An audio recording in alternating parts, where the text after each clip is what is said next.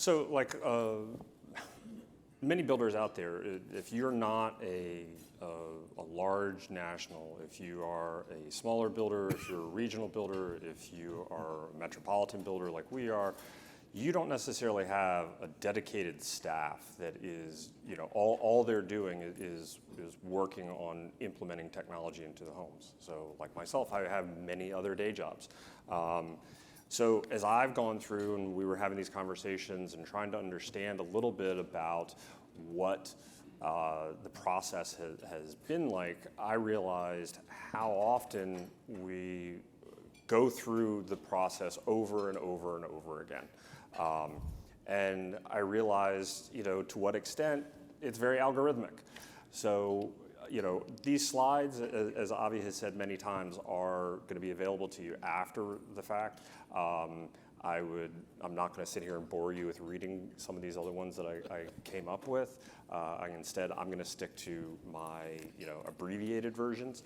But that's all right. I have questions I'm about to pepper you with, so good. you keep going and we'll talk some more. It is, we are all following some form of an algorithm when we go through this process.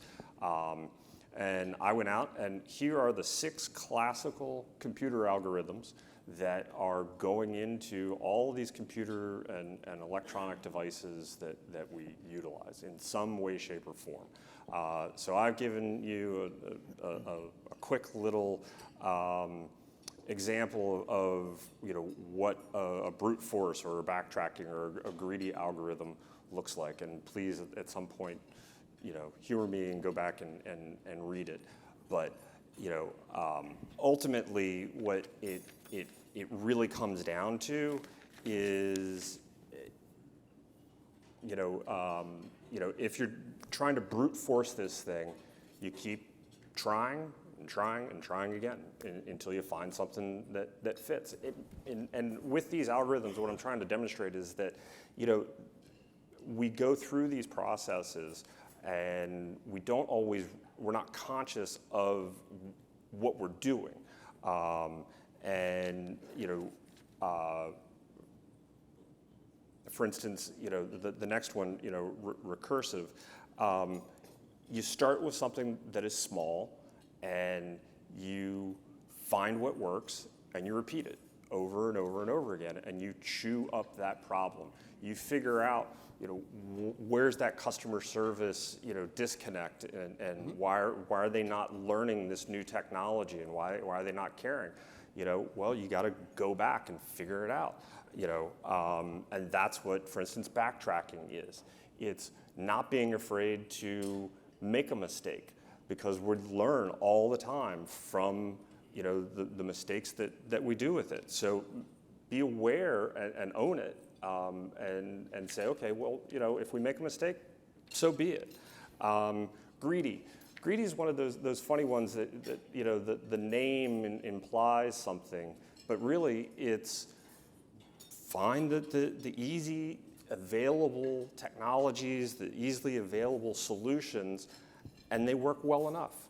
You don't necessarily have to have the absolute perfect solution in order for it to be a success. I think when these last 2 is where you start to get a little more sophisticated, particularly with the dynamic one, because that's where you're really working on a well thought out process. You work from the simple, you then get into the complex, applying what you've learned along the way. And so Dan, as you lay these out, and I put the slides in on purpose because I do think that they lend themselves to a very interesting conversation.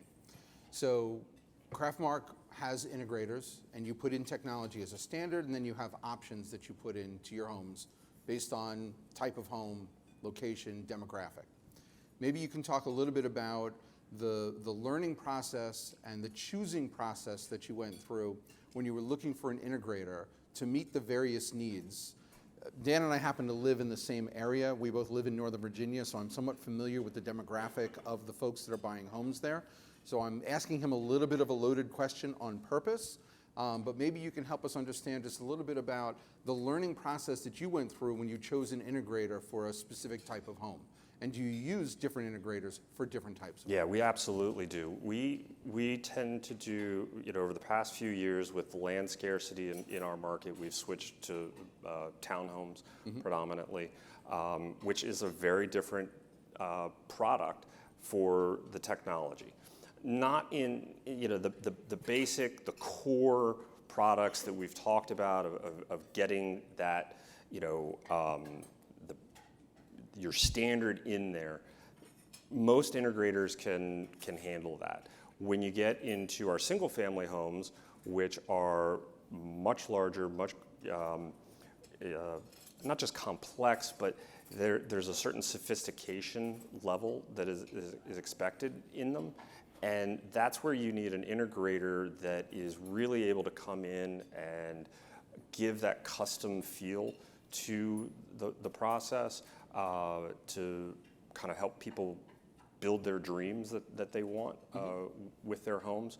And that may not be the same integrator that is able to get in there and just crank out unit after unit after unit after unit. But what I've been trying to do is, even in that high production, high volume, finding ways where you can up the offerings of what, in our $2 million single family home and the richness of a media center, that you have in that house. How do you bring that down into a townhome that you're going to repeat over and over and over again? And that's where, this thought process of stop trying to pound, the square peg into the round hole came from is, okay, how do we break that apart? What are those elements of a dedicated home theater room, and how do you now replicate that into a townhome? How do you take all of those slides that you had earlier this morning about, the different personas, the work from home, the person that wants to have a healthier house. How do you find ways to incorporate that into a high volume scenario where it's not just a custom home, that you can replicate it at scale? But you got to have a process to sit there and dissect it and, figure out what works, what doesn't work, and then when it doesn't, go back through it again. So your next slide, here, we'll go through just a little bit. So the strategic options domain, right, where you broke it out, and the reason why I left this one in is because I think it does a really nice job of sort of describing the different elements that go into the operational side, right? So once you have the options set, what kind of check and balance do you do during construction? And then after construction, what's your sort of, how do you close the loop on, one, verifying that what the homeowner has spec'd has been installed, two, that they're enjoying it, and three, do you look at opportunities for the future? Is there an upgrade path, or do you ever go back and talk to them about it? Well, I think that's one of the weaknesses that we have experienced in terms of some of the technology products. So much of it has just gotten pushed off onto the integrators that we haven't brought some of that design in-house.